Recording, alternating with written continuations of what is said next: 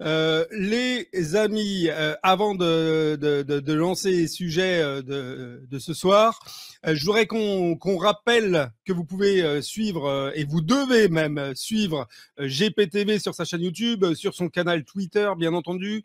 Vous pouvez également nous suivre Divergence Politique sur Telegram. Alors c'est sur Telegram dans la barre de recherche Divergence Politique tout simplement, ou sur Twitter Divergence Po. Voilà, vous voyez, c'est noté en dessous de nous parce que la semaine dernière, ça fait le buzz dans le 14e épisode de Divergence. On a parlé de la Syrie. Xavier, on se posait la question de est-ce qu'on pourra tenir jusqu'à 2025? J'aurais tendance à dire on aurait dû se poser la question est-ce qu'on pourra tenir jusqu'au dimanche même? Parce que du samedi soir au dimanche, finalement, la question était résolue. Il y a quand même beaucoup de choses sur lesquelles il faut qu'on revienne. Premièrement, la question de ce fameux groupe qui est vu HTS, qui est vu comme un groupe de libérateurs dans les médias français. Ce ne sont pas des terroristes, ce sont des gentils révolutionnaires. On pourra revenir. C'est des égorgeurs modérés. C'est des égorgeurs modérés. Absolument. Les démocrates, ouais. On pourrait revenir également sur la question des conséquences après sur le terrorisme en Europe, en Occident. Et puis, on pourrait aussi aborder ce matin la question de la déstabilisation, je dirais, et mondiale et régionale. Alors là, on voit quand même des feux qui s'allument partout, Ukraine, Israël, désormais Syrie. Ça s'arrête plus, et à l'impact que ça peut avoir sur la région. Xavier, est-ce que tu veux prendre le premier la parole? Oui, alors Fabrice est plus spécialiste du Moyen-Orient que moi, mais moi, il y a une considération que j'avais faite la semaine dernière, sur laquelle je voudrais revenir, c'est la retenue entre les trois, entre guillemets, partenaires iraniens, turcs et russes. C'est-à-dire que quand on regarde, je vais commencer par l'Iran, la déclaration du ministère des Affaires étrangères iranien, c'est d'accuser l'axe américano-sioniste, je cite. Du côté de la Turquie, Erdogan a dit qu'il n'y avait plus que deux grands hommes d'État dans le monde, c'était Vladimir Poutine et lui. Et du côté du ministère des Affaires étrangères russe, c'est pareil. On se félicite de la bonne coordination entre l'Iran et la Turquie. Donc ça me pousse à croire qu'il y avait quelque chose qui était déjà plus ou moins planifié et qui correspondrait au fait que en fait, c'est la fin de la dynastie alaouite, hein, c'est-à-dire que Bachar el-Assad n'a pas pu redresser le pays pour différentes raisons, dont certaines sont indépendantes de sa volonté, certaines sont dépendantes de sa volonté, de ce que je vois d'ici. Mais globalement, c'est-à-dire qu'au même moment où on pourrait s'attendre à ce que les accords d'Astana aient été bafoués, finalement, là, je viens de voir que l'Iran et la Turquie viennent de signer un accord commercial à hauteur de 35 milliards de dollars. C'est-à-dire que la Turquie, membre de l'OTAN, signe un partenaire avec un pays qui est sous embargo, c'est-à-dire l'Iran, pour développer son commerce. Donc, ce qu'on peut tirer, puisque je pense qu'il faut être très prudent sur les hypothèses, on peut faire d'ailleurs que des hypothèses, mais moi, ce que je vois, c'est qu'il y avait quelque chose, il y avait un accord. Alors peut-être que tout est allé beaucoup plus vite que les gens l'imaginaient, mais je vois par exemple que la flotte russe est toujours à Tartous, même si elle est au large du port. Là-bas, les Russes circulent librement, la base n'est pas attaquée. Donc, je pense qu'il y a quelque chose de planifié, en tout cas un accord plus ou moins précis entre les trois membres de l'accord d'Astana. Alors attention, LCI a annoncé, c'était quand? C'était jeudi soir, que les Russes fuyaient avec des images satellites à l'appui. C'était la débandade de la Russie en Syrie. Hein. Non, mais là, pas plus tard que ce matin, on a eu l'information comme quoi la Russie est à deux doigts de signer un compromis, un accord avec HTS pour pouvoir conserver ces deux bases en Syrie. Source Bloomberg. Voilà. On a vu aussi on a vu des vidéos montrant les véhicules blindés russes traverser des routes entières et croiser des militants HTS sans qu'il y ait aucun problème. Donc, de toute façon, la Russie discute avec tout le monde au Moyen-Orient depuis longtemps, avec tout le monde, avec tous les groupes, quels qu'ils soient. Je pense qu'au démarrage, la volonté des Russes, effectivement, c'était de soutenir autant que possible le régime de Bachar. D'ailleurs, c'est pour cette raison qu'ils ont fait décoller les Sukhoi et leurs hélicoptères pour tirer sur les colonnes des militants, des terroristes HTS. Et quand ils ont vu que l'armée arabe syrienne ne se battait pas, ils se sont dit, bon, c'est pas nous qui allons faire le travail à leur place. Et c'est à ce moment-là, je crois qu'ils ont commencé à engager des négociations avec l'opposition. Et aujourd'hui, la Russie, à mon avis, va réussir à s'en sortir par la voie diplomatique avec l'opposition pour conserver en tout cas sur le court et moyen terme, pour conserver ses positions en Syrie. Mmh. Finalement, la Russie va être l'acteur fort, l'acteur majeur de la diplomatie au Moyen-Orient. On le voit notamment, on peut faire le parallèle avec les négociations diplomatiques entre la Russie et le Hamas.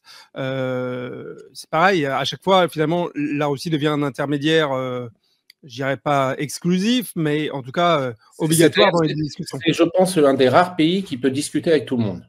Il peut discuter avec Israël, comme il peut discuter avec le Hamas, avec le Hezbollah, avec l'Iran, avec la Turquie.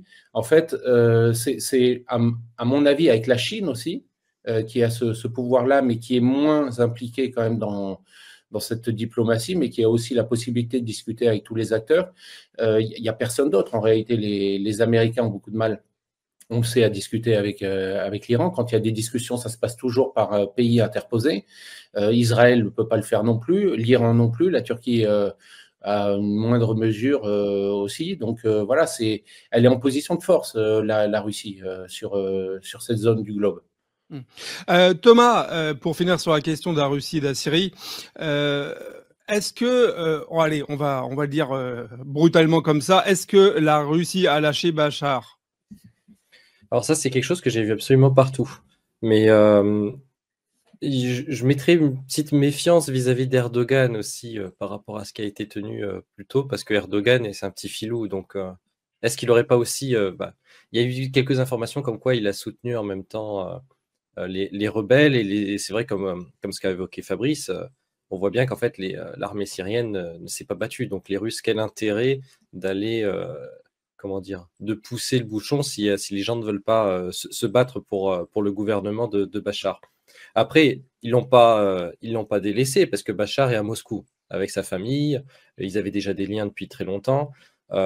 C'est plutôt, je dirais, quand on voit les Iraniens l'ont un peu délaissé, ou ils n'ont pas eu le temps parce que tout s'est fait extrêmement vite. Les Iraniens l'ont pas délaissé, pardon, excuse-moi Thomas, mais à ce moment-là, il faut le dire, ils étaient pas spécialement là parce que à cause de différents problèmes avec Israël, avec le Hezbollah, les Iraniens ont proposé non seulement leurs experts militaires qui étaient sur place, et en plus ils leur ont proposé d'envoyer plusieurs brigades. Et ça n'a pas été fait, ouais. Et c'est parce que les Iraniens ont respecté la décision d'un pays souverain qui leur a dit non, qu'ils n'y sont pas allés. Mais les Iraniens pourquoi ils auraient dit non? C'est vrai que c'est un peu bizarre. Parce que c'est stratégique pour l'Iran. La Syrie est stratégique pour l'Iran. Oui, pourquoi les Syriens n'ont pas accepté ça non plus? Est-ce qu'ils ont laissé faire? Ils ont vu que c'était fini ou... Je pense qu'il y a quand même une faillite des renseignements, ça. On peut pas l'occulter parce que c'est arrivé à une vitesse incroyable et en fait, personne n'était prêt. Il faut bien comprendre une chose, c'est qu'il faut comprendre aussi la position de Bachar.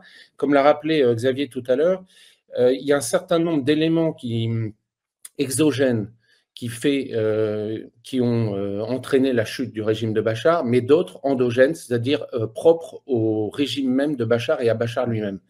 3 mois avant que ces événements arrivent, les Iraniens avaient prévenu les Syriens. Simplement, depuis plusieurs mois, voire quelques années, Bachar el-Assad voulait, pour des raisons qui sont les siennes, et notamment, à mon avis, essayer d'améliorer l'économie de son pays, ouvrir son pays aux Occidentaux et notamment aux monarchies du Golfe. Et pour ne pas déplaire aux monarchies du Golfe, pour ne pas déplaire aux Occidentaux et pour éviter une escalade avec Israël, ça fait des mois que Bachar a refusé l'aide de l'Iran. Et à mon avis, il est tombé dans un des pièges dans lequel sont tombés énormément d'hommes politiques du Moyen-Orient ou d'Afrique du Nord comme Kadhafi, c'est-à-dire faire confiance à l'Occident. Et il a préféré, alors qu'il avait deux alliés très fiables, la Russie et l'Iran, il a préféré pour des raisons économiques qui peuvent s'expliquer aussi. J'étais à Damas en septembre, il y a 1 an et demi. J'ai vu l'économie, c'est une catastrophe. C'est-à-dire que là où les Américains ont vraiment bien manœuvré dans leur stratégie à eux, c'est qu'ils ont mis la main sur les puits de pétrole présents au nord-est de la Syrie. Et ils sont restés dans cette zone-là depuis 2011, on va dire, et les événements qui sont produits après, non pas pour mener une guerre physique via leur proxy contre Bachar el-Assad, mais pour mener une guerre terroriste économique contre Bachar el-Assad et son régime. C'est-à-dire que Bachar en était au point où il ne pouvait même plus payer les salaires de son armée, de ses soldats. C'est pour ça qu'il a été trahi d'ailleurs par ses généraux. En fait, je partage l'analyse de Fabrice. Ça rappelle beaucoup l'Irak, la deuxième guerre d'Irak, c'est-à-dire entre 1991 et 2003. En fait, il y a eu des sanctions radicales menées par la bande Clinton contre l'Irak. Ça a coûté la vie d'1 million d'enfants, je crois, entre 600 000 et 1 million d'enfants. Ce que Madeleine Albright a trouvé quand même tout à fait justifié, faut le rappeler, publiquement. Et ce qui fait que quand l'armée, la coalition en 2003 est rentrée, déjà une partie des généraux étaient corrompus, ont été achetés par les Américains, et l'armée était dans un état de déliquescence avancée, et le pays, l'économie du pays était dans un état de déliquescence avancée. Et donc, il faut voir que la Syrie, c'est un petit pays. Et pour rajouter aux raisons intérieures, il faut voir que la domination alawite en Syrie était quelque chose d'assez exceptionnel, miraculeux pour les alaouites, puisque c'est une minorité qui dirigeait un pays qui était dans une large majorité sunnite. Et ça, c'était un peu la performance de Hafez el-Assad. Et malheureusement, je pense que Bachar aussi est quelqu'un de moins dur que Bachar el-Assad, et que dans ces régions-là, il faut quelqu'un peut-être de plus dur. Et je suis d'accord avec Fabrice. Cela dit, ce qui est dommage, c'est que la politique de Bachar el-Assad avec les monarchies du Golfe, elle fonctionnait. Il avait été réintroduit dans la Ligue arabe, il avait obtenu des résultats. Et effectivement, je pense aussi, moi j'ai beaucoup d'estime pour Bachar el-Assad, je pense aussi qu'il n'a pas voulu repartir dans une guerre de 10 ans. Il voit bien l'état de son pays. Il faut rappeler aussi, il y a eu le tremblement de terre. Il y a Israël qui n'a cessé de bombarder. On va y venir justement à la question d'Israël et de la Turquie. Avant ça, je voudrais vous poser une autre question quand même. Xavier, tu vas rester avec nous en grand écran, parce que la question que je vais te poser, c'est finalement HTS. C'est des gentils révolutionnaires. Donc, est-ce qu'on a une chance de voir BHL entre guillemets sur le front ou au contact de HTS? Ils sont présentés dans les médias français, excuse-moi, mais enfin, c'est limite choquant, quoi. Enfin, c'est des mecs gentils, adorables, c'est limite une révolution colorée. Il faut voir que depuis HTS, c'est Al-Nosra. Donc, Al-Nosra est l'allié du régime socialiste français depuis le début des printemps arabes. Ce à quoi on assiste, d'ailleurs, c'est la fin des Alaouites et c'est la fin des printemps arabes. C'était le dernier printemps arabe de Syrie. Et je te rappelle que Laurent Fabius, donc, qui était ministre des Affaires étrangères, avait déclaré, lorsque les Américains avaient mis Al-Nosra sur la liste des mouvements terroristes, il a dit je viens de parler avec les Syriens libres et ils me disent que Al-Nosra fait du bon boulot. Donc, pour le régime actuel, dont je rappelle qu'à l'époque, le ministre des Finances, c'était Emmanuel Macron, donc il fait partie de cette clique, eh bien, Al-Nosra fait du bon boulot parce qu'il se bat contre Bachar el-Assad, que Paris, par suivisme américain, avait voulu chasser. Et donc, évidemment, pour le régime français actuel, c'est un peu une revanche, puisque ça a été une défaite cuisante. Il y a eu des moments très humiliants, notamment quand François Hollande, tout d'un coup, a voulu bombarder la Syrie. Et puis, tout d'un coup, Barack Obama dit « bah non, finalement, on n'y va pas parce que je le sens pas ». Et donc, là-bas, la France s'est trouvée tout seul à vouloir faire la guerre, toute seule avec son bateau Chevalier Paul, bateau de transmission, à vouloir faire la guerre contre la Syrie. Donc, je pense que il y a un côté revanchard chez le régime socialiste français vis-à-vis de Bachar, qui a tenu tête avec la Syrie et l'Iran à l'époque. Mais évidemment que c'est complètement idiot de se réjouir du départ de Bachar el-Assad. Déjà, il ne faut pas se mêler des affaires intérieures des pays, c'est une première chose, sauf s'ils le demandent. Et personne ne le demande pour l'instant. Et surtout, on va avoir, je pense qu'on en parlera plus tard, une zone de déstabilisation qui va être un spot pour tous les terroristes non seulement en Europe, mais en Asie centrale, dans le Caucase. Ça va être terrible. Thomas, on va finir la question de HTS. Qu'est-ce qu'on sait de HTS? Finalement, c'est un nom qui arrive dans le grand public véritablement que maintenant. C'est pas quelque chose, c'est pas un groupe qui était Al-Nusra était bien connu, mais du coup, ils avaient réellement fusionné avec 5 autres groupes qui étaient quasiment tous issus d'Al-Qaïda. Alors, ils sont plus revendiqués d'Al-Qaïda depuis très peu de temps. Mais c'est un tout petit détail à préciser. Et il y avait les Européens, effectivement, là, ils ne les avaient pas sanctionnés, ils ne les avaient pas considérés comme terroristes, contrairement aux Américains. Mais HTS, effectivement, c'est un gentil révolutionnaire. Quand on met une photo, ce qui est assez drôle, c'est quand on met une photo de Zelensky en kaki juste à côté de lui, en fait, il suffit de rajouter une barbe à Zelensky et on dirait presque la même personne.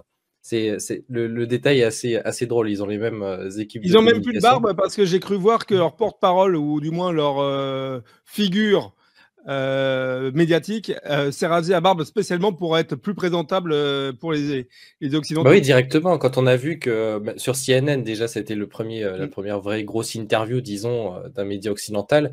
D'ailleurs, on a pu voir qu'il était woke parce que c'était écrit im. En gros, c'est comme si on écrivait Yel en français. Donc, moi, ça m'a fait doucement rire de voir ça. Mais c'est vrai qu'on le positionne comme un révolutionnaire. On change l'histoire comme d'habitude. On essaye d'adoucir absolument tous les angles parce que Bachar, c'était le grand méchant. Donc, tous les autres sont des grands gentils. Mais n'oublions pas que c'est surtout les Kurdes qui sont soutenus par les Occidentaux. Donc, à voir ce qui va se passer par la suite. Parce qu'il y a encore peut-être un affrontement qui peut y avoir, parce que je ne suis pas sûr que HTS va laisser les Kurdes tranquilles dans le nord-est du pays, sans compter qu'il y a Israël aussi dans le Golan. On ne sait pas, peut-être que bientôt ce sera un grand méchant révolutionnaire. C'est quoi les relations entre HTS et l'État islamique? En fait, Al-Qaïda, l'État islamique, ils ont des points communs, mais ils ont aussi des grosses divergences. Déjà, rien qu'entre eux, les groupes d'avant qui ont donné le groupe d'HTS actuellement, souvent se battaient entre eux des fois. C'était assez particulier. Maintenant, ils ont trouvé leur ennemi commun. Est-ce qu'il n'y aurait pas une lutte de plan interne? L'État islamique, ça vient de l'Irak à la base. Je me souviens bien, Al-Baghdadi. Sur la carte, il y avait l'État islamique qui se battait contre absolument tout le monde. Et d'ailleurs, quand on regarde bien, tout le monde s'était mis d'accord pour se battre contre l'État islamique fut un temps. Jusqu'à plus ou moins l'éradication. L'État islamique n'existe pas beaucoup en Syrie aujourd'hui. En fait, aujourd'hui, il y a 3 gros groupes. Il y a HTS, à peu près 30 000 hommes. Il y a l'armée libre syrienne, qui représente à peu près 20 000 hommes, soutenus essentiellement par la Turquie pour les intérêts des Turcs, c'est-à-dire combattre les Kurdes. Et vous avez les Kurdes, donc les forces démocratiques syriennes, qui sont présentes aussi. En fait, tout ce beau monde a déposé, ou en tout cas ont arrêté de se faire la guerre les uns les autres pour renverser Bachar, mais en fait, le sport ne fait que commencer. Là, maintenant, le pays va s'enfoncer